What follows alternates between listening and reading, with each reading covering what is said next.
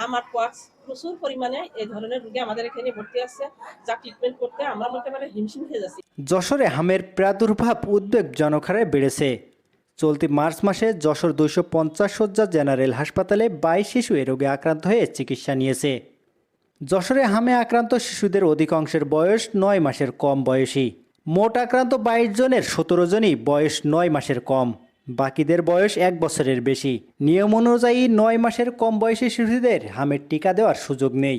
এই শিশুরা মায়ের শরীরের ইমিউনিটি থেকে প্রতিরোধ পাওয়ার কথা, কিন্তু কেন পাচ্ছে না সেটি অধিকতার গবেষণার বিষয়।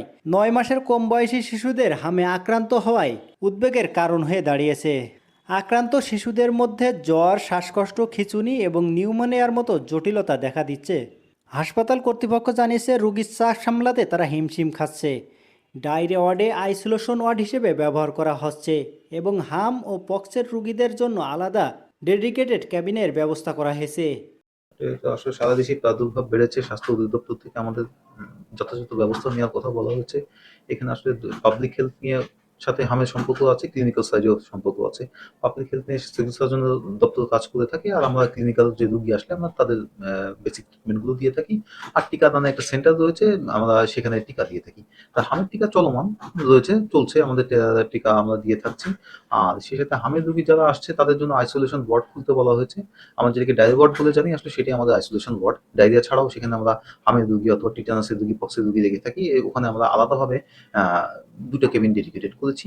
আমাদের উদ্দেশ্য হলো এরকম রোগী আসলে ওই কেবিনের মধ্যে রেখে দিব, তাহলে তারা বেশি বাইরে যাওয়া লাগবে না। অ্যাটাচ বাথ আছে, তো টয়লেটও আছে, ওখানেই থাকবে, অন্য রোগীদের ছড়াবে না।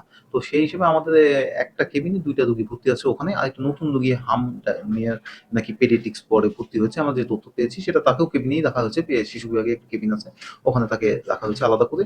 আর আরো 2টা কি 3টা সন্দেহজনক রোগী রয়েছে, তাদের হাম সন্দেহ হচ্ছে। হাম সন্দেহ হলে কিছু পরীক্ষা নিরীক্ষা পর্যবেক্ষণ লাগে, সেটা দেখে কনফার্ম হলে তখন তাকে হাম হিসেবে ঘোষণা দিয়ে আইসোলেশনের আওতায় আনা হবে। তা সার্বিকভাবে আমাদের এই কার্যক্রম চলমান রয়েছে। ডিটেকশনও কিছুটা বেড়েছে, স্বাভাবিক, সারা দেশে যেহেতু বেড়েছে। আমরা স্বাস্থ্য অধিদপ্তরের নির্দেশনা অনুযায়ী আমরা তাদেরকে সেবা দিচ্ছি এবং দেওয়ার চেষ্টা করছি।